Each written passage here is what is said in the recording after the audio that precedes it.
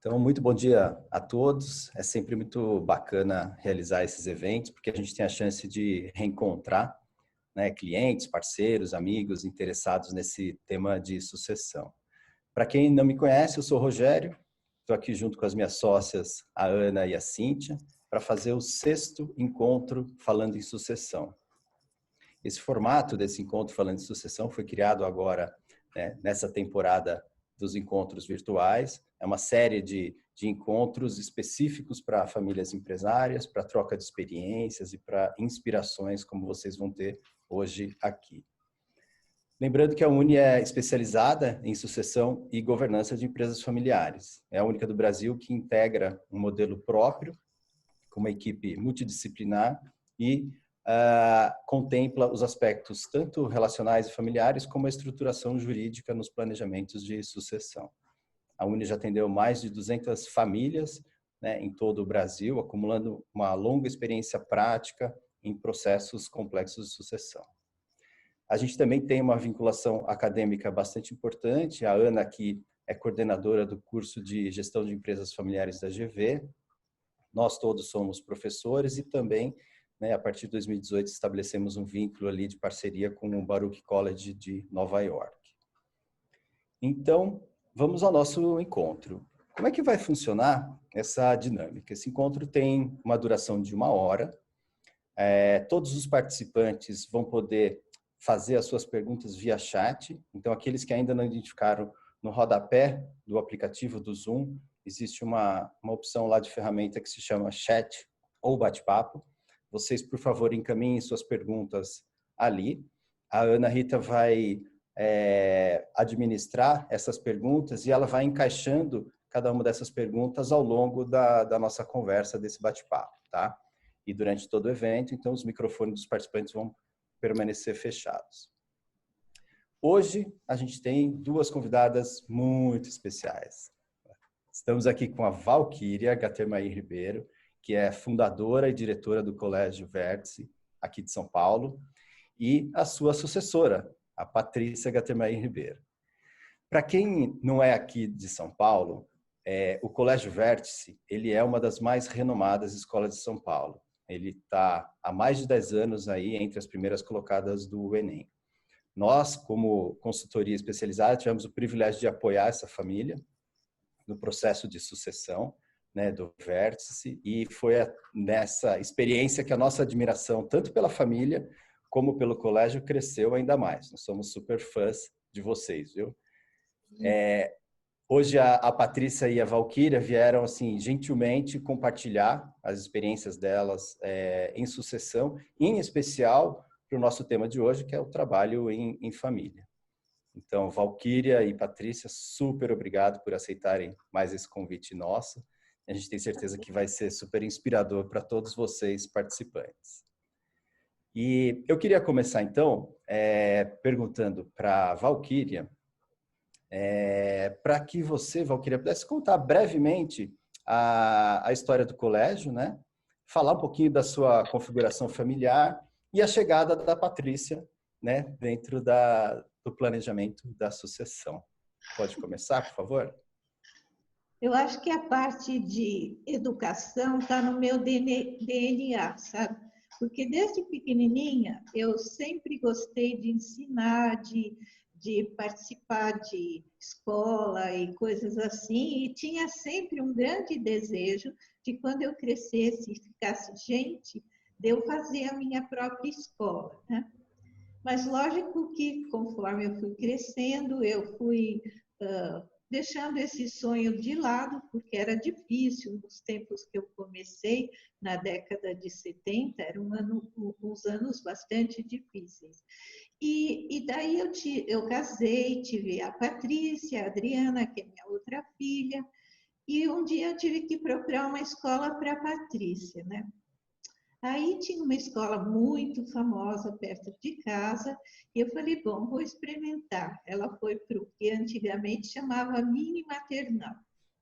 Um belo dia, ela apareceu com um galo na testa desse tamanho, e eu fiquei apavorada. Falei, como assim? Aí eles tinham levado a turma dela para o Jardim Botânico, E um garotinho da classe dela, brincando com um pauzinho, já lascou uma paulada na testa dela. Aí eu fiquei horrorizada, fiz um escândalo, né, como toda boa mãe leonina, fiz um escândalo lá com a coordenadora, a diretora, onde já se viu tirar a criança da escola sem me avisar, sem dizer onde vocês vão, e tralalá.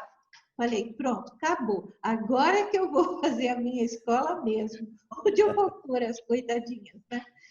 E realmente foi assim que eu comecei. Procurei um espaço com a grana bem curta, né? Porque naquele tempo era muito difícil você ter algum tipo de reserva financeira, os tempos eram muito difíceis, estava assim, muito tempo o Brasil na mesma situação que está hoje, ou talvez até um pouquinho pior, e era difícil mesmo, muito difícil. E todo mundo falava para mim, você tem coragem de abrir uma escola e tal, lá.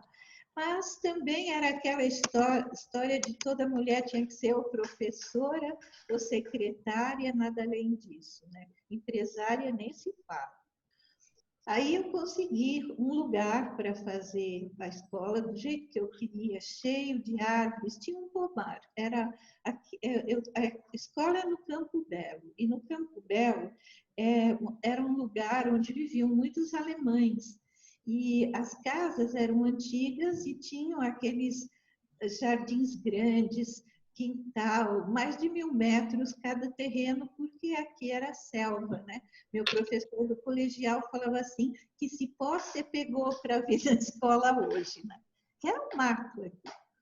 Bom, fiz a escola e a escola foi crescendo, minha intenção era ficar só na pré-escola, mas teve muita pressão interna de dar continuidade e daí chegamos na época da alfabetização, eu montei um método de alfabetização para as crianças do jeito que eu achava que tinha que ser feita a alfabetização das crianças, e assim, de ano em ano a gente foi crescendo. Primeiro veio a primeira série, segunda, terceira, até a gente chegar no colegial. Mas eu sempre tive na minha formação uma ideia muito clara do que a gente tem que fazer na educação. Porque trabalhando como professora, e eu trabalhei numa escola internacional, fui coordenadora dos estudos brasileiros dessa escola, deu para perceber em contato com o mundo todo, porque lá tinha crianças do mundo inteiro, muitas coisas que aconteciam no mundo e que iriam acontecer aqui no Brasil, lógico, com um gap de tempo, mas iria acontecer aqui no Brasil. E aí eu cheguei à conclusão que um pedagogo tem que ser principalmente um futurólogo, porque você tem que trabalhar para ensinar a criança para daqui a 12 anos, 13 anos. Então, quais as mudanças que vão ocorrer, como é que essa geração vem cada vez diferente, o que eles anseiam. E essa foi uma das grandes metas do colégio, está sempre olhando o futuro e para onde a gente vai. E com isso, você não forma aquela coisa tradicional, porque a gente fica com a cabeça sempre na inovação. E você monta uma equipe para a inovação. E assim o colégio cresceu e se tornou o que é hoje, né? Aí a questão da sucessão. Também outra coisa que eu tinha muito claro na minha cabeça é que a missão de ter uma escola era minha. Então, eu queria a escola. Obrigatoriamente, as minhas filhas não precisam querer. Então, assim como eu tive a oportunidade de fazer aquilo que eu queria e que me dava satisfação e realização profissional, as minhas filhas também tinham um direito de fazer a mesma coisa. Tanto que eu sempre disse para elas, olha, escola é minha missão. Se vocês quiserem um dia vir para a escola, são muito bem-vindas, porém, não é obrigação de ninguém. E se eu morrer, não fica com a aquela de, coitada, minha mãe lutou tanto e blá, blá, blá. Nada disso.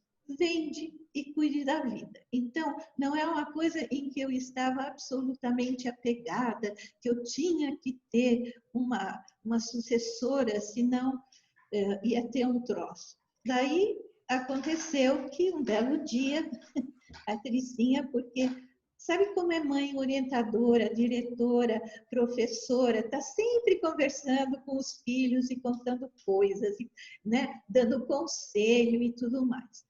E um dia a Tricinha estava no emprego dela, e ela vai contar essa parte, e estava assim, muito naquela crise existencial, o que eu faço da vida agora, né? Eu fui muito subversiva, ela vai contar, mas a escolha foi dela, realmente. Conta aí, Tricinha. Então, bom dia a todos, obrigada pelo convite, é uma delícia fazer parte desses encontros, a gente está bem feliz de poder contar para vocês a nossa história, né? Então, eu não lembrava dessa história do menino, do galo, a gente veio agradecer esse menino, foi o gatilho, professor de toda uma história, né? Enfim. Bom, então eu sou a primeira filha, sou ex-aluna do Vértice, passei toda a minha escolaridade lá no Curumim, depois eu estava na 8ª série quando abriu o Vértice, que era o ensino médio, continuei lá. E desde a história do colégio bem do início, teve sempre palestras com profissionais falando sobre profissões e para ajudar a gente na escolha.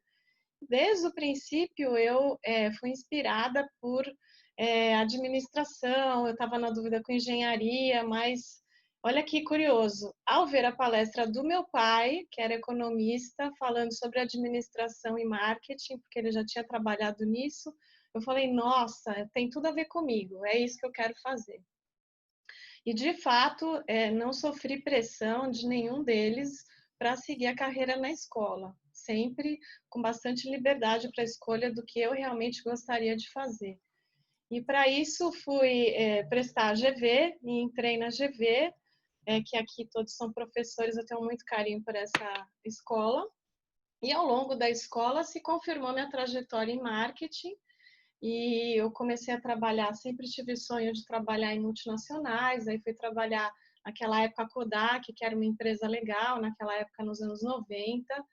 Depois fui estudar nos Estados Unidos, marketing, fiquei um ano fora, voltei, entrei na Unilever, que é uma grande empresa multinacional, que é uma escola de marketing, e lá fiquei ao redor de 15 anos. Então fiz toda uma carreira lá dentro, cheguei até diretora, Américas, e fiz muitos momentos que eu tive muito aprendizado, não só profissional, mas também pessoal, muitos encontros com pessoas diferentes, com lideranças, com vários tipos de gestão. E quando eu cheguei num determinado ponto da carreira, ao redor dos 40 anos, vem aquele balanço, né? Já conquistei muito do que eu tinha pensado para mim, mas isso só não está me satisfazendo, aquele senso de realização, né? Como é que eu estou levando a minha vida, enfim, como eu vou olhar para a trajetória e falar, puxa, gastei o meu tempo de uma forma que eu pudesse ficar feliz e satisfeita com a minha trajetória, né? Do ponto de vista de legado, de troca, enfim. E aí, nesse momento, eu falei, puxa, não me satisfaz mais essa vida, mas também eu não sei o que eu vou fazer. Eu gosto tanto da minha área de gestão, né? E o que eu faço? Comecei a fazer um processo de coaching, e aí que teve essa ideia subversiva da minha mãe, porque nessas conversas que a gente sempre trocou muito, a gente teve sempre uma relação mãe e filha de muita conversa, muita troca, aconselhamento, né? E aí ela me fala, você está na dúvida do que você vai fazer? Porque em um determinado momento do processo do coaching, entre várias possibilidades, eu não tinha a escola como a primeira delas, era mais uma das possibilidades, começou a cruzar os interesses de vida entre fazer algo que tem um valor, que eu sinta mais do que só realização financeira profissional, e o trabalho na escola. Aí eu falei, nossa, é verdade, por que eu não posso pensar nisso? E aí comecei a discutir com ela. Mas é claro que essa é uma decisão muito importante na vida, não só minha, mas da família e do negócio. Porque uma ida para trabalhar com a família significa também colocar uma outra camada nas suas decisões, o impacto que isso tem lá dentro. Então, ela tem que ser feita com muita maturidade, com muita profundidade, para depois não chegar naquele momento, me arrependi, não gostei, vou embora. Porque tem um impacto também na família e no negócio. Então, nessas conversas, eu achei interessante, mas estava em dúvida. E ela falou, por que você não vem aqui? Eu ainda empregada, tira uma semana, passa uma semana como se você estivesse trabalhando na escola. Chega lá das 9 às 6, passa por todas as áreas, como se você viesse trabalhar aqui. Eu falei, boa ideia, né? Tirei uma semana de férias e fiz isso. E aí, na terça-feira, eu já decidi que eu ia pedir demissão. Nem terminou a semana, eu já falei, nossa, eu vou fazer isso, esse é o caminho, tenho certeza. Dona Valquíria! Muito certinho. E aí eu também teve um papel importante na medida em que, estando lá, eu percebi a importância da sucessão para os participantes desse negócio. Então, conversando com várias pessoas que tinham sido meus professores, diretores da escola, como esperavam que tivesse uma sucessão que garantisse os valores da fundação da escola, né? Então, eles esperavam como continuidade, por acreditarem tanto na proposta, que ela permanecesse dentro desses moldes. Então, eles falaram, puxa, as pessoas esperam vocês, contam com vocês da família para dar sequência. E aí aquilo realmente me bateu fundo, né? Porque é um projeto bem sucedido, firme, que trouxe tantos resultados. Eu tinha bagagem de gestão, então não é que eu era médica e falei, bom, vou agora ser professora, vou trabalhar com educação. Eu tinha um background que eu poderia aproveitar para essa continuidade. E casou também o momento de ser um momento que a escola tinha crescido bastante depois do Enem, com a divulgação dos resultados, então ela teve um crescimento muito grande de procura e de uma estruturação que foi acontecendo organicamente, mas precisava de uma organização melhor de negócio, não de excelência acadêmica, que sempre teve, mas sim de negócio. Patrícia, então, casou os interesses do momento. Sim. Como você falou, né, quando você chegou, já tinha uma coisa sólida, já era uma história de sucesso, já tinha o reconhecimento do Enem. Quando a sua mãe fala, a escola sempre foi a missão dela, a casa dela, né? A concretização de um sonho dela. Como é que você fez para achar o seu caminho, dar seu tom, encontrar um espaço para você? Então, primeiro porque o colégio também faz parte da minha história. É verdade que é a missão dela, entretanto, eu cresci lá, eu estudei lá, e eu acompanhei à distância ao longo desse tempo e fui uma torcedora para que tudo funcionasse, crescesse. Então, assim, eu também estava presente naquela construção daquele sonho, assim como meu pai, minha irmã e tudo mais. Na medida em que eu vi que precisava dessa melhoria da gestão e de uma excelência na organização, era um espaço nítido ali já no curto prazo, né? Então, a primeira porta de entrada foi essa: vamos organizar administrativamente, vamos dar realmente uma visibilidade para tudo que a escola faz, além só dos resultados do Enem. E nisso, a minha bagagem de marketing tinha tudo a ver com o negócio. Então, eu entrei por esse caminho, né? Então, a minha primeira função lá foi pensar no marketing, na comunicação, fazer uma reconfiguração de tudo isso, e depois, na medida em que foi passando, eu brincava com ela que eu entrei no programa de trainee. Então, eu fiquei durante um ano, durante todos os dias da semana, eu ficava 2 dias da semana em cada sala da diretoria do segmento, só ouvindo, aprendendo, participando do dia a dia, numa postura que foi bem importante ter a humildade, no sentido de que eu tinha uma bagagem, eu tinha uma formação profissional, mas também naquele negócio eu era nova. Eu tinha que aprender com quem está lá fazendo há 20, 30 anos. Isso também pesou na minha decisão, que eu ainda convivesse com ela e com toda a direção que construiu tudo isso, para eu ter, de fato, a capacidade técnica e experiência para poder conduzir no futuro essa sucessão de uma maneira sólida também, né? Então, eu passei esse ano aprendendo, né, com cada um e depois entendendo mais do dia a dia do colégio. A partir daí, também a gente contratou várias consultorias, né? Gestão financeira, consultoria da KPMG para fazer uma avaliação administrativa das nossas práticas. Aí a gente fez várias melhorias, trocamos a equipe, fiz uma organização das operações, que aí eu fiquei responsável. Aí a gente chegou até a Uni, a gente fez todo esse trabalho de organização de governança, de também de sucessão, porque a gente já tinha uma ideia clara do quanto o papel de cada um deveria ser ao ter esse contato com a Uni. E aí a gente foi andando com essa progressão, eu fui trazendo novas sugestões de ideias, então fazer o período integral da escola, que eu propus para ela, para que a gente atendesse uma demanda da atualidade das famílias. E aí ela falou, vamos então fazer bilíngue esse período integral, porque da retrospectiva dela de escola internacional, sempre vendo o inglês como uma área muito importante. Depois também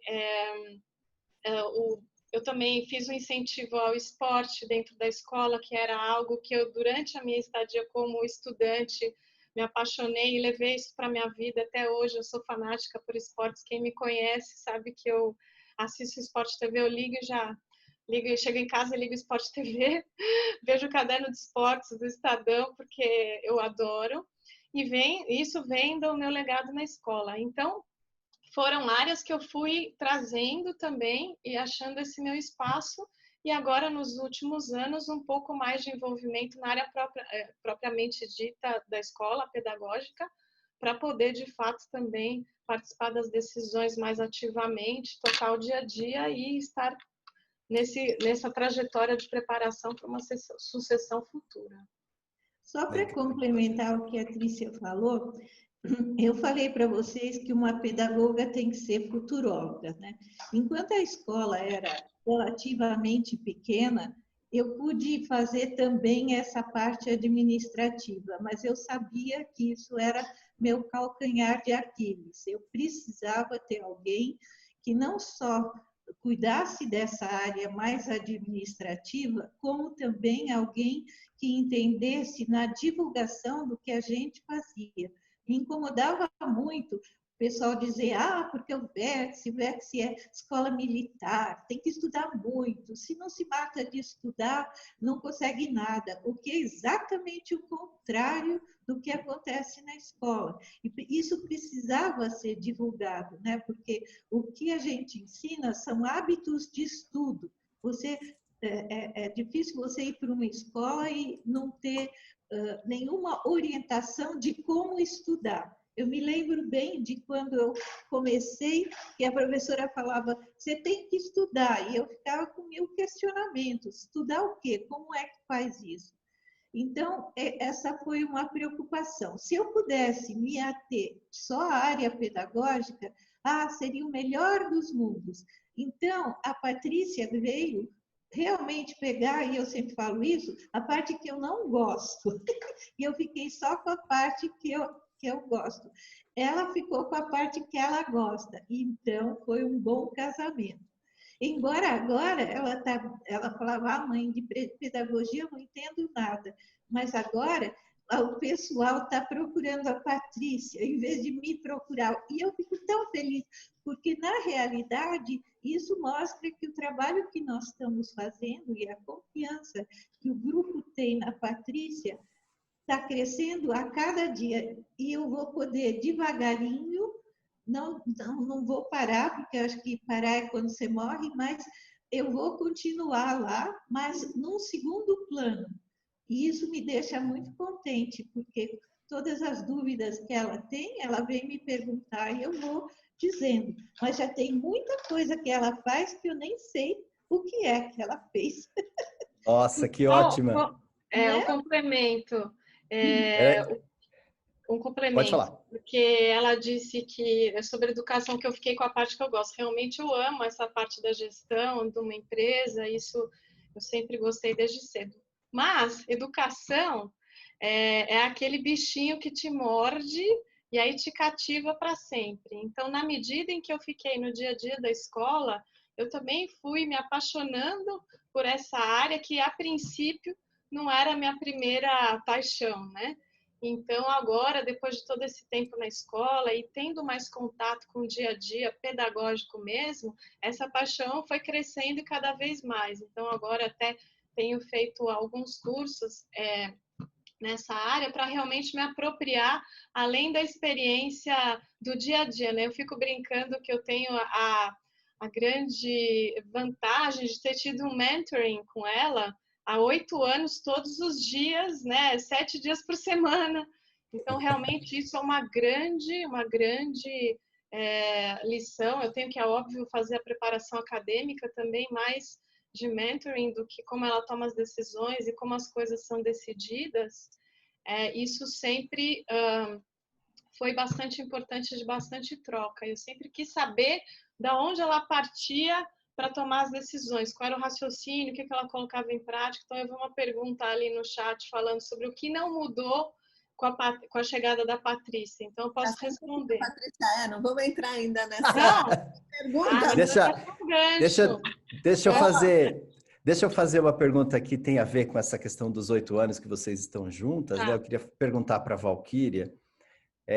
Vocês estão há 8 anos juntas, então é um processo, sucessão, a gente sabe que é um processo longo, que não é um momento único que entrega o bastão e vai para casa, né? É um processo de transição longo, mas vocês estão há 8 anos juntas, Valquíria, e quando é que você acha que a Patrícia vai estar pronta? Se é que ela vai estar totalmente pronta, se é que os herdeiros, né, estão totalmente prontos, né, para assumir. E quanto tempo você acha que vai ser ainda importante para essa sucessão de vocês duas, né? Agora, antes de responder, Valquíria, a Ana tem uma questão. Vamos fazer uma graça aqui, porque a gente tem muitas ferramentas hoje ao nosso dispor aqui na tecnologia. Então, a gente vai fazer uma enquete ao vivo aqui, que justamente pergunta quanto tempo... Vou iniciar a enquete aqui, ó. Quanto tempo pais e filhos devem trabalhar juntos para fazer a sucessão? Está iniciado, todo mundo vai receber aí um pop-up. É só responder, então. E aí as respostas vão processando aqui. Está aparecendo aí? Está aparecendo. Vamos lá, pessoal, respondendo. Para mim não está aparecendo aqui os resultados. Está aparecendo aí para você, Cíntia, o resultado? Tá sim, Ana, tá sim. Eu vou encerrar aqui a enquete, aí vocês então já divulgam ao vivo. Olha que legal isso aqui, quer ver? Tá, vou fazer a leitura aqui. A gente tem... Estou compartilhando aqui. Tá ótimo. Então, 33% das pessoas escolheram a opção de 4 a 5 anos. E depois... Então, a gente tem praticamente... Depois, 27% das pessoas escolheram 1 a 3 anos, 6 a 10 anos também, 27%, e 13% das pessoas mais de 10 anos. Essa é uma pergunta do milhão, né? Quem tem a resposta para isso? Pegadinha. Pegadinha. Mas comenta, Valquíria, você acha que vai precisar de quanto mais tempo de sucessão com a Patrícia? Olha, embora sendo futuróloga, porque eu sou pedagoga, não sei, mas essa pandemia me ajudou a fazer uma série de enquetes também, né? Porque como eu sou da turma de risco, então eu precisei ficar afastada. Foi muito doído, porque teve que fazer muitas coisas na escola, nessa área de organização, por causa de todos os protocolos e coisas assim. E foi o primeiro ano, em 44, 45 anos, em que eu não participei do início de semestre. mas serviu para uma coisa muito legal, porque no começo eu participei via Zoom dessas coisas que a escola precisava de organizar, de fazer todas as coisas. Mas depois eu fui passando, saí de fininho, né? Por assim dizer. E disse para a Patrícia, olha, Tricinha, não vou participar mais das reuniões, eu vou fazer só a parte de orientação educacional, que essa é a parte que eu gosto. Conversa com os alunos, orientação para os professores, para pais, etc. Transformar em ajuda para toda a estrutura do colégio a minha experiência de tantos anos. Daí, era também uma ideia subversiva, né? Para variar, né? Ela é bem subversiva. E aí eu ficaria sabendo se ela estava pronta ou não. Ela está, sim, pronta, não totalmente, porque ainda são muitas coisas novas que estão acontecendo na história, né? E de todos nós. Pandemia foi um negócio que ninguém sabia o que ia acontecer. Mas, assim, eu diria que se tivesse num momento em que não tivesse pandemia e a escola tivesse seguindo o caminho, talvez demorasse um pouco mais, porque não teria ficado tão presente e tão continuamente junto com os professores, com os coordenadores, diretores, tomando decisões de tudo que é lado, mas eu diria que o tempo previsto de eu sair não vai ter, porque eu não vou sair. Eu sim vou ficar deixando, entrego o bastão para ela, mas fico na retaguarda para qualquer coisa que acontecer, eu estou lá para dar uma ajuda, né? E acho também que é muito importante que, por exemplo, eu sou fundadora, então o pessoal me conhece como fundadora, tem toda uma aura de fundadora, quem fez, como pensou e tudo mais. Então, se eu me afasto e deixo na mão dela, o que vai acontecer? As pessoas vão dizer assim, nossa, agora vai ficar tudo diferente, que é o que foi perguntado aqui. Não, não vai ficar tudo diferente, porque ela, por ser minha filha, por ter estudado na escola, por a gente ter essa afinidade de trabalho e uma coisa muito importante, uma respeita o trabalho da outra.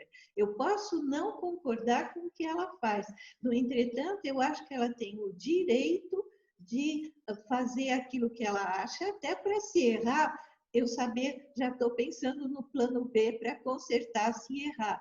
Mas ela tem direito e tem necessidade de ter as próprias experiências. Isso vai dando cada vez mais segurança, não só para ela, mas todo o entorno. Tanto que hoje em dia procuram muito mais a Patrícia do que a mim, porque já perceberam que ela e eu temos a mesma linguagem. Isso é fundamental. Se não houvesse a mesma linguagem, não daria certo. O que também outra coisa muito importante, que é o respeito pela ideia, e ela tem uma trajetória que eu nunca tive. Então, se ela fala alguma coisa a respeito da trajetória dela, ela é a professora, eu sou a aluna.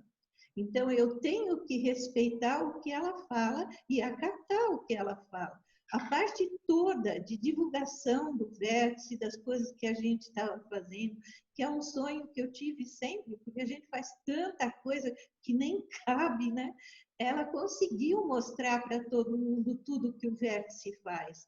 Então, essa expertise eu não tenho. Eu posso dizer está bonito, está feio, aqui o pessoal vai entender errado, aqui ele vai entender certo, mas mais que isso eu não posso dar palpite. Se ela diz é assim que tem que ser, é assim. Então eu acato da mesma maneira como quando às vezes eu dou uma ideia que ela não está lá muito satisfeita, ela acata a minha ideia para ver o que acontece. Porque se não tivesse essa troca e esse respeito, uma pelo trabalho da outra, seria muito difícil trabalhar junto. Porque um fundador de escola, principalmente a minha escola, que tem 45 anos, pensando bem, eu sou de outra geração. Ela está muito mais próxima da geração de agora.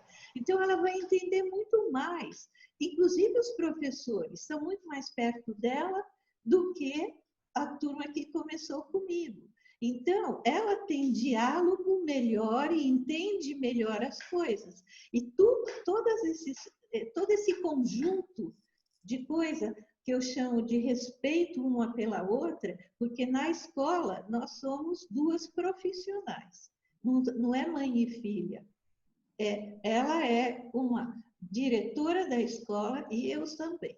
Então, nós somos profissionais. Em casa é outro papo. E sempre foi assim, né? É meu jeito de ser. Eu sempre fui mãe em casa e diretora na escola. E eu ficava muito brava se algum professor tentasse, porque não conseguiu, tentassem proteger as minhas filhas. Elas tinham que ser tratadas como aluno, qualquer aluno que fosse. Porque senão você não tem, eu estaria mal formando as minhas filhas, entende? Por isso que ela pôde fazer toda a escolaridade no colégio, porque se tinha uma coisa que eu ficava de olho era nisso. Né? E chamei a atenção de muita gente que tentou passar a mãozinha na cabeça das meninas por causa de alguma coisa que aconteceu. Muito boa, Valquíria, essa sua fala, muito bonita também, da relação de respeito que vocês têm, né, uma com a outra. E a gente que está vendo aqui, né, e também participou do início do processo de sucessão e da discussão dos regramentos, tem muito isso, muito nítido, né, para a gente. Patrícia, fala para a gente qual você acha que é o impacto para essa maturação dessa relação sua e da sua mãe, da sua trajetória anterior, né, fora da escola, e também um pouco de perfil, né? Como que vocês lidam com essas questões? Eu queria complementar nessa linha mesmo, que é o seguinte, nesse aspecto foi muito positivo eu ter estudado na escola, porque desde criança nós já aprendemos a separar os papéis. Então, ela me tratando como aluna, ou, enfim, ela me deu aulas, além de diretora, e a gente conseguia separar os papéis. Então, esse treino a gente já teve desde cedo, né? Então, eu fazendo a minha trajetória externa, eu também aprendi lições de hierarquia, separadas da relação familiar. Então, quando eu vim trabalhar com ela, eu tinha muita clareza que na escola ela é minha chefe, ela é fundadora, ela tem um negócio de 45 anos, bem-sucedida, tem toda a experiência, então eu tenho que respeitar isso. Por mais que eu também tenha uma trajetória externa e tudo mais, muitas vezes quando a gente tinha diferentes ideias, eu não conseguia vencer em argumentos a minha ideia, então eu tinha que acatar a ideia do fundador, do chefe. Então, esse entendimento é muito importante. Então, isso é que faz com que a gente mantenha essa relação de respeito ao longo dessa trajetória, né? Então, eu acho que algo que é muito complementar na nossa relação profissional é que ela tem esse entendimento da experiência, mas também eu, como segunda geração, trazendo ideias novas e que está num outro momento. E eu também tenho o entendimento de que ela tem a experiência, conhece, e eu também tenho que respeitar e ouvir sempre isso. Em educação, mais do que nunca, isso é fundamental, porque diferente de outros negócios, pegando o gancho anterior da resposta da quanto tempo está preparada, eu, de cara, colocaria 10 anos no mínimo. Por quê? Em educação, não é só um negócio que você aprende as boas práticas. Você está lidando com pessoas, você está lidando com a família, que é a célula máter da sociedade, relações complexas. Então, isso precisa de muita estrada para você estar preparado. Então, do ponto de vista de gestão, eu já tenho a trajetória a somar, mas, do ponto de vista de entendimento do negócio, propriamente dito, as relações dentro da sala de aula e as famílias, isso precisa de bastante estrada. Por isso, nós também temos um combinado que eu falei com ela desde o início, que é assim, você vai ficar na escola até o último dia. É claro que ela não vai estar lá fazendo o mesmo trabalho de sempre, mas ela sempre vai estar lá, eu sempre vou ouvi-la e sempre vou trocar para que ela se sinta viva e sempre trocando, e eu sempre vou ter o que ouvir dela, né? Então, outra coisa sobre a minha mãe em específico, eu também tive a oportunidade que o destino nos proporcionou, isso eu não falei para vocês antes, mas quando eu estava na Unilever, eu estava numa área que eles queriam ter uma avaliação de relações de pais e filhos nos comerciais, em várias histórias que a gente estava trabalhando, uma outra área estava trabalhando. Eles falaram, você é do Vértice, né, Patrícia? A gente queria que alguém viesse falar sobre educação, pais e filhos. Falei, posso falar para minha mãe, ela vem aqui e fala com vocês. E ela foi lá, fez uma palestra e todo mundo se apaixonou por ela.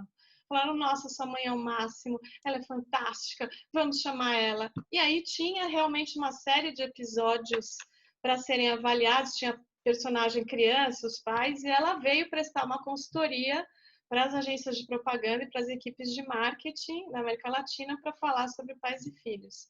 Então, ela conheceu a minha realidade e eu também pude mostrar para ela o quanto era legal a minha trajetória. E ela também pôde usufruir, e nesse momento eu pude perceber, não só pelo contato com outros tipos de liderança, o quanto ela é uma liderança, uma chefe excepcional. Então, também na minha decisão de vir trabalhar com ela, que era uma pessoa muito inspiradora.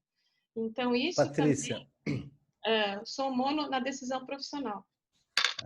a gente observa nos processos de sucessão que muitos herdeiros reclamam dos pais, né, dizendo, meu pai não muda, meu pai não evolui, o meu pai quer sempre, o meu pai ou minha mãe, né, querem sempre fazer da mesma forma, etc. E a gente costuma orientar os herdeiros que os herdeiros, os sucessores, eles têm que ter mais flexibilidade do que os fundadores. Os herdeiros têm que se moldar um pouco mais. Isso é realidade no cenário de vocês? Total, é o que eu estava falando antes, uma noção de hierarquia, né? Então, eu posso ter uma ideia que eu julgue relevante e verdadeira, mas ela tem uma estrada de 45 anos para poder dizer isso faz sentido, isso não faz sentido, cuidado com aquilo e tudo mais. Então, qual que é a minha postura sempre? Ouvir o que ela me diz, refletir em cima. Ver da onde ela está trazendo isso, ela está enxergando alguma coisa que eu, na minha trajetória menor, não estou. Então, eu tenho que considerar esse fator, né? Sempre, as duas estão trabalhando para o mesmo propósito, que é fazer o melhor para a escola. Então, a gente não pode ver isso como um conflito, uma competição entre as partes. Ao contrário, a gente tem que somar as visões de ângulos diferentes para criar uma ideia melhor, uma proposta melhor, uma entrega melhor. Então, nesse sentido, se você tiver esse olhar para a primeira geração e a primeira tiver para a segunda, com certeza vai sair todo mundo lucrando, em especial o negócio. Então, legal. Eu acho que isso é que tem que ser, não é a minha ideia ou a sua ideia, somadas para o negócio. E isso é verdade em qualquer trabalho em equipe, né? Independente de ser família ou não família, para qualquer relação de trabalho ou outra, você tem que ter essa visão. Então, a Cíntia me perguntou de personalidade, a complementariedade. Então, eu tenho muito essa postura também de trabalho, de conciliação, de trabalho em equipe, ouvir as partes, chegar num denominador comum. Então, isso também auxilia em pegar o melhor dos dois mundos, para o bem do negócio. Complementando o que você falou,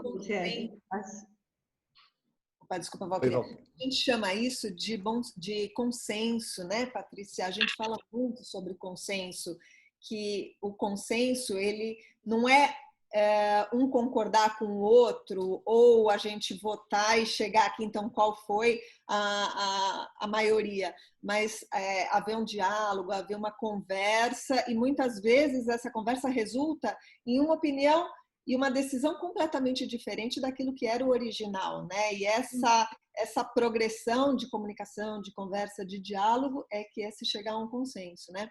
A gente tem uma enquete aqui que fala sobre justamente comunicação, né? Porque Existe muita dificuldade nas famílias em conversar sobre desempenho, em conversar sobre performance, o que é essencial para que haja uma evolução, né? E essa geralmente é uma dificuldade nas duas mãos, nas duas vias é difícil. Não é só para o filho dizer para o pai com cuidado e aonde ele acha que o pai poderia melhorar ou a mãe poderia melhorar, mas vice-versa também. Muitas vezes os pais também têm muita dificuldade em trazer essa ideia de performance, né? Eu queria que vocês comentassem um pouco sobre essa comunicação de resultados mesmo, de performance, uma coisa mais objetiva em relação ao trabalho, né? Mas antes, vamos fazer uma enquete aqui sobre o tema. Eu vou soltar. Na sua empresa familiar, existe a cultura de conversarem sobre desempenho e performance dos familiares? Eu vou iniciar aqui a enquete. Apareceu.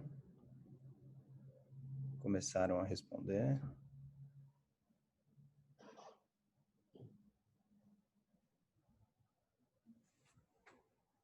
Vou encerrar aqui. Rogério, você lê aí o resultado? Aham. Vou compartilhar aqui. Olha só, 62% não possuem essa cultura de falar sobre desempenho e 38% sim. E isso é bem condizente com a nossa experiência prática, né, Ana? O que a gente percebe, né? Mas a gente percebe que parte do sucesso no processo de sucessão de vocês se deve a essa comunicação. Vocês podem comentar falar sobre desempenho? Eu queria complementar o que a Patrícia falou, falando da geração mais antiga. Normalmente, quando você é fundador, quando você construiu a coisa, a grande maioria das pessoas que eu conheço que são empreendedoras e que têm uma empresa que precisa ser de sucessão, não só pelo que eu já participei em termos de reunião, mas mesmo conversando com as pessoas, eu percebo assim, existe um apego muito grande pela empresa em si, pelo que você construiu, que às vezes você acha que vai acabar sendo usurpado. E aí é um grande erro, porque a pessoa que fez e construiu, ela sempre tem muito medo de mudança. Porque se muda, nossa, isso está dando certo, para que mudar? Para que fazer isso se está tudo bem? Para que falar assim se não é assim que eu falava? Então, existindo essa necessidade da geração mais antiga de alguma forma tolher a geração mais nova, você cria um grande problema dentro da empresa, porque existe um ruído de comunicação entre as duas gerações e isso reflete em todo o resto da empresa. O importante de novo, volto na questão do respeito. É muito importante você respeitar o que a geração mais jovem fala, olhar para o futuro, porque deu certo para você, com a graça de Deus, ótimo, mas não significa que vai dar certo para a vida inteira. Então, você tem aquelas empresas com potencial enorme, aquelas escolas que têm uma enorme tradição, e vocês não precisam nem citar nomes, vocês mesmos sabem que estavam no ápice e, de repente, caíram. Caíram por quê? Porque ficaram arraigados naquilo que há 40, 50, 60 anos atrás era tradição e era assim que todo mundo queria que a escola fosse. Não é mais. Acabou. Cada ano que passa agora é como se fosse 10 anos antigamente. E a gente, enquanto geração mais antiga, tem que estar muito, muito sintonizado com isso, com as mudanças, o que traz de novo, se familiarizar com a nova terminologia tecnológica, porque eu conheço muita gente da minha geração que fala assim, não entendo nada de tecnologia, é coisa horrível. Eu também não entendo nada, mas toda vez que eu quero, eu procuro, vou lá e faço, porque é uma maneira de você começar a entender. Esse gap entre as gerações existem desde que o mundo é mundo. E a gente precisa perceber que o gap está aumentando a cada dia, ou a geração mais antiga corre atrás, ou vai ficar sempre lutando contra a geração mais nova. Isso se dá na família, isso se dá nas empresas, nas escolas, em todo lugar. O próprio professor que tem mais idade, se ele não se atualiza, e quando eu falo atualiza, é deixar de dar aula expositiva e começar a fazer novas dinâmicas nas aulas, ele está fadado ao esquecimento, né? Ele não vai ter futuro na profissão, porque professor de aula expositiva já acabou faz tempo. Então, tudo isso é uma importante lição que a gente, enquanto geração antiga, aprende. Não tem mais, a gente tem tendência a olhar outra geração como se fosse criancinha, né? É tudo sob minha tutela. Não, isso não existe, nunca deveria existir, porque você tem que dar personalidade para a coisa, personalidade para o próprio trabalho que você começou. Ele tem que evoluir junto com a sociedade. Se ele não evolui junto com a sociedade, ele vai ficar velho. E se fica velho, a tendência é cair. É como uma pessoa que tem uma fábrica e tem um certo maquinário, eu sempre fiz tudo com esse maquinário. Para que eu vou comprar maquinário novo? Ele esquece que o maquinário novo é mais rápido, mais eficiente, mais barato, os custos reduzem, né? É como eu me lembro muito da minha mãe. Ela tinha uma geladeira super antiga. Aí ela não queria, não, está funcionando, está ótimo, cabeça de antigo mesmo, né? Está ótima, para que eu vou mudar essa geladeira se ela está tão boa? Aí eu falei, mãe, o problema não é a geladeira, o problema é a conta de luz. Gasta muito mais luz, você vai gastar muito mais dinheiro. Não. Até que um belo dia, obviamente, depois de 50 anos, a geladeira quebrou e aí a conta de luz diminuiu. Ela falou, puxa, é mesmo, olha só, diminuiu. Falei, viu, mãe? Eu falei para você. Mas é aquela história, você fica arraigado naquilo que você conhece e que você sabe. E não pode ser assim. É a maior burrada que a gente, geração mais antiga, faz quando você quer que o negócio seja sucedido dentro dos seus moldes, como no caso da Trícia, ela está dentro da mesma filosofia que eu implantei para o Vértice, porém, outra carinha. Antes o Vértice tinha carinha de escolinha, como é que eu vou dizer, de empresa familiar mesmo, né? Quando a Trícia veio, ela veio dar uma ideia de grandiosidade que você precisa dar para mostrar tudo que você faz. E não ficar naquela escolinha pequenininha, que não é pequenininha porque cresceu, mas ela ainda fica na aura do intramuros, né? Fica lá presa. Não, quando ela veio, soltou a escola. E é isso que eu acho essencial, que a nova geração tenha oportunidade de fazer isso. Né? Perfeito, essa sua fala, Valquíria. A gente é muito diferente, né? A gente ouvir da boca de uma fundadora o quão importante é a gente deixar ir, né? A gente deixar a coisa sair das nossas mãos, né? A gente percebe que muitos fundadores têm muita dificuldade, né? Acaba se tornando um pouco assim prisioneiro, refém do próprio sucesso, né? Uma hora que realmente a coisa transcende, transborda, né? Sai do teu controle. É como o filho, você não pode ter ele embaixo das asinhas o tempo todo. Tem um momento que você tem que soltar. Assim Olha, também temos muitos comentários aqui, Valquíria. Parabéns, senhora, pela sua separação bem difícil, né? Separar coordenador e mãe. Um outro comentário, sei bem como é que é essa situação, quando iniciamos dentro da empresa, não basta provar a capacidade, essa é para a Patrícia, aqui, ó. É preciso matar 10 leões por dia, fala muito importante da Valquíria. Ao meu ver, o que rege uma boa sucessão é sim a convivência, é ter maturidade, é ter respeito. Com certeza. Traços comuns de grandes empreendedores, quando pude observar nas lives aqui, foi uma abertura para o novo, a flexibilidade. Então, muitos comentários, acho que reforçando esse lado que vocês estão trazendo, que é o alinhamento, a confiança, o respeito, a valorização, a gente chama isso de legitimação, né? Então, na hora que um fundador legitima o seu sucessor, ainda que de um modo diferente, com suas características diferentes, a coisa tem chance de dar certo, né?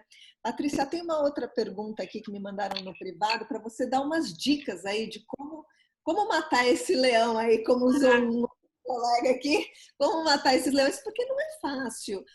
Apesar da Valquíria aqui na nossa live e presencialmente e todos os dias ser uma pessoa brilhante, extremamente educada, ela é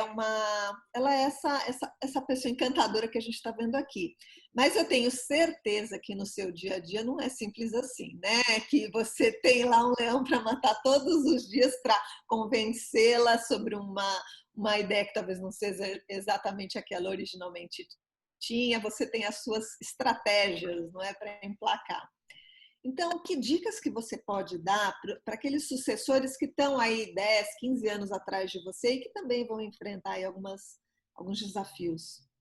Então, vamos lá. Eu acho que tem a ver também com aquela pergunta anterior do feedback e também da performance, porque eu acho que sempre um tem que perguntar para o outro, como é que está indo? O que você achou daquela reunião? O que você achou daquela decisão? Eu faço isso com ela e ela faz isso comigo. Eu não tenho feedback, uma avaliação formal, mas tem nos momentos importantes essa checagem de rota. Está indo legal? O que eu devo... Fui mais do que eu deveria, apertei demais, então a gente sempre leva isso em consideração. E desta forma, ela vai pegando confiança em mim e eu nela. Então, isso também tem a ver com essa dica que vocês estão perguntando, né? Então, eu acho que, primeira coisa, tem que ter confiança no seu potencial. Porque na hora que você chega no negócio que já está consolidado, que tem outras pessoas e que vão colocar você em xeque, primeira coisa, você tem que confiar no que você pode chegar no lugar que as pessoas estão esperando que você ocupe. Primeira coisa, você não pode colocar em dúvida, será que eu vou dar conta? Que aí já sai de um lugar ruim.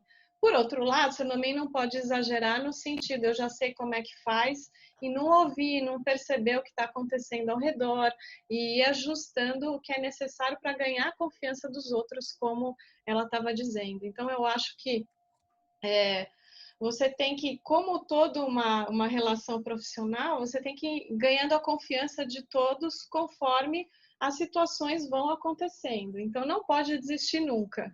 Eu sou uma pessoa que tenho essa característica e gosto muito, que tem a ver com esporte, porque assim, você vai sofrer um monte de derrota, você vai ficar cansado na hora de treinar, vão xingar, a outra torcida vai xingar contra você, mas você tem que falar, não, vamos lá, eu acredito que eu posso ganhar esse jogo.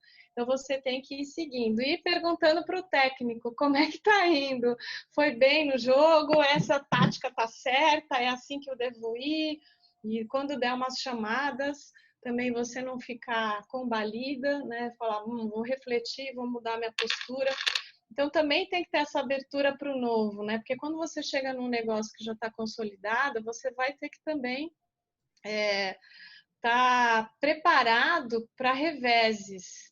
E você vai ter que lidar com aquilo de uma forma como em outra empresa você lidaria. Vamos lá, você vai ter que mostrar o seu trabalho, o produto do seu trabalho com humildade no sentido de ouvir e sempre querer mudar. Não é porque você é o sucessor que você tem que ter todas as respostas, acertar tudo e fazer tudo certo, porque senão você já coloca num lugar que é uma expectativa inalcançável, né? Então, qualquer gestor vai tomar decisões erradas, vai fazer coisas que não deveria, vai lançar projetos que não vão funcionar, isso faz parte. É impossível não acontecer isso.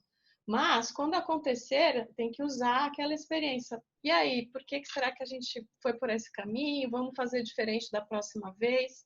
E assim vai seguindo. E assim as pessoas vão confiando que você vai ajustando. Você pode ter ido inicialmente para um caminho que não era legal, vai ajustando. Eu posso dizer que no começo da minha trajetória, eu quis imprimir uma velocidade na organização que não era a velocidade da organização.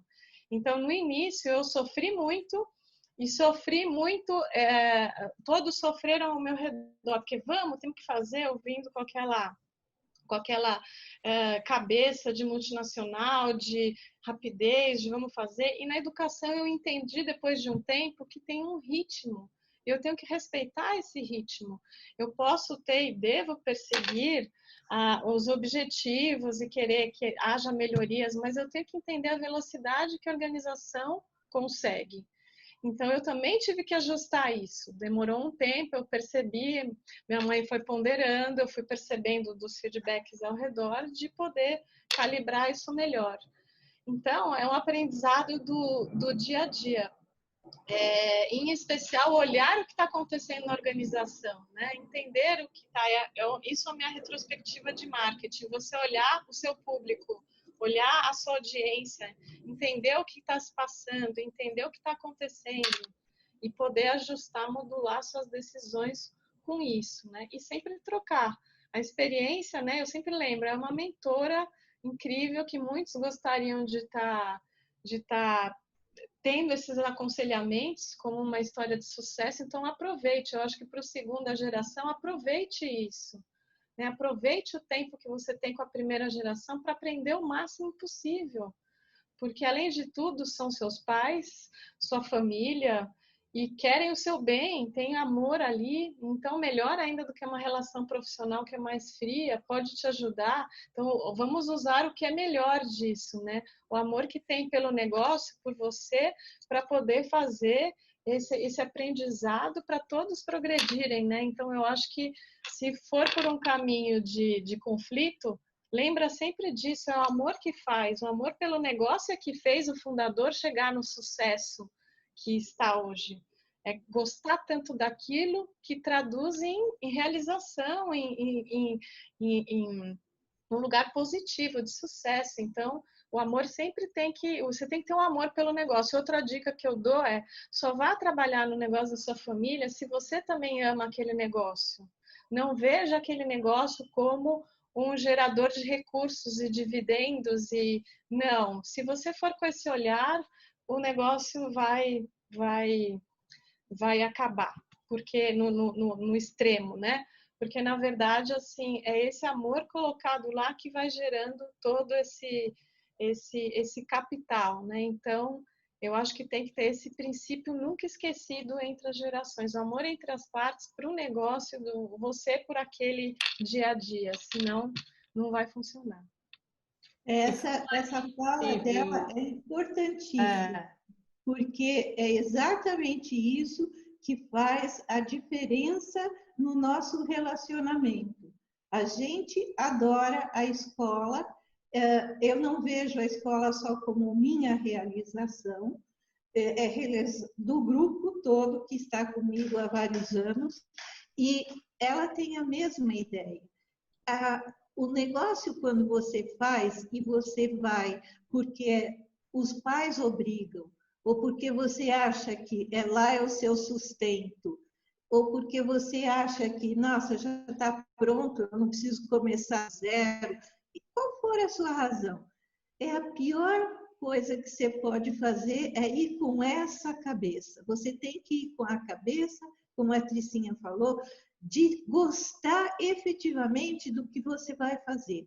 Porque na vida a gente tem que ter uma realização profissional.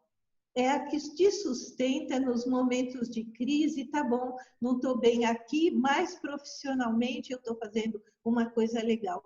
É um suporte, porque você gosta daquilo. É um casamento entre você e a sua profissão, seja ela qual for. Se você não ama o que você faz, você vai estar sempre carregando as coisas nas costas.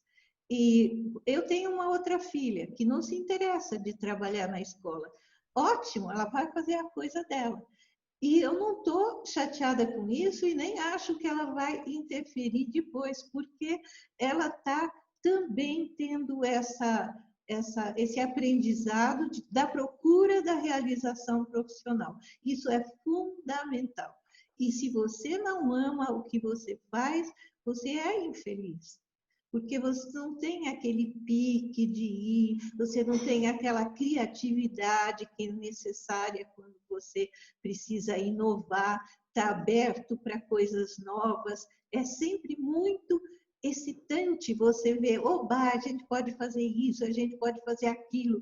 Mas se você não tem amor pela profissão, vai ser uma porcaria seu dia. Você vai chegar e, ai meu Deus, de novo isso e de novo aquilo. E eu duvido que não tenha gente que já tenha passado por isso. Então, muito, muito, muita atenção de fazer uma sucessão gostando do que você faz. E se você não sabe se você vai gostar, faz que nem eu fiz com a Patrícia. Tira umas férias, vai lá, passa um tempinho lá, vê como é que é a coisa e depois decide, né? Só para terminar, as duas gerações realmente gostando daquilo fazem toda a diferença. Então, se não tiver esse amor pelo detalhe, pela coisa, chegar o dia já, o que eu posso fazer? Hoje eu faço isso, faço aquilo, porque isso reflete na organização. Se todos os seus liderados não enxergam isso em vocês, vai efeito cascata. Então, por isso, também é importante para o negócio, não só para a realização de cada um, pelo bem-estar de cada um, mas também para o negócio. Com isso, eu fecho meu papo. Nossa, trabalhar em família não é mole não, né? Precisa então de jogo de cintura, de compreensão, de reconhecimento, como foi muito dito aqui, né? Do reconhecimento do valor do outro, de regramentos discutidos e também de muita calma, né? E respeito. E respeito. Precisa também de tempo, né? Uma das coisas que a gente também falou hoje, para estabelecer uma dinâmica boa, a Patrícia falou em ritmo, né? Em ritmo bom, para saber resolver as discordâncias e esses pontos de vista diferentes, super comuns em qualquer lugar. Como a gente viu, mesmo num caso de sucesso como o do Vértice, isso não acontece num estalar de dedos. São anos de aprendizado um com o outro, anos de maturação e adaptação, tanto do fundador, como dos sucessores, como dos funcionários e da estrutura como um todo, né? A gente quer agradecer, viu, vocês duas, mais uma vez, Valquíria e Patrícia, por virem aqui e compartilharem com a gente as suas experiências. E a gente quer também mandar um abraço para o Denis e para a Adriana. Será mandado. E a gente agradece, eu vi um monte de elogios, eu agradeço muito. É realmente muito reconfortante saber que o que a gente falou vocês gostaram, que vocês podem aproveitar. Muito bom. É um privilégio o convite de poder dividir um pouco da nossa experiência, que se auxiliar outros, a gente também fica muito feliz por isso, né? Somos todas professoras, já viu, né? Verdade. Muitos comentários, excelente conteúdo, como sempre. Parabéns a todos, muito bom ter essa visão de duas gerações dialogando. Realização profissional, obrigada inclusive para os sucessores. Parabéns, Patrícia e Valquíria, excelentes relatos e opiniões. Enfim, muitos comentários, foi muito proveitosa realmente o nosso encontro aqui. A gente agradece também todo mundo que participou, que assistiu, que mandou pergunta, né, que compartilhou desse momento conosco. A gente gravou esse encontro e, como sempre, ele vai ficar disponível no nosso canal do YouTube, né, junto com os nossos outros Falando em Sucessão. Esse já é nosso 6º evento. A gente vai ter mais um até o final do ano, então vai ser o último, né, de 2020, e vai ser daqui a exatos 30 dias, vai ser no dia 11/12, às 10h30, que já virou nosso horário oficial, né? A gente também queria só dar um último lembrete que o nosso curso de finanças para sócios e herdeiros começará logo logo. As inscrições estão abertas, é um curso que está sendo oferecido pela Uni nos dias 18, 25 do 11, 2 do 12 e 9 do 12. Mais informações no nosso site, nas nossas redes sociais. Gente, obrigada, viu? De novo, por todo mundo. Boa quarta-feira. Obrigada para vocês também. Valeu. Obrigada, pessoal. Valeu, pessoal. Obrigado, Valquíria, Patrícia e a todos que participaram. Tchau. Beijo. Tchau.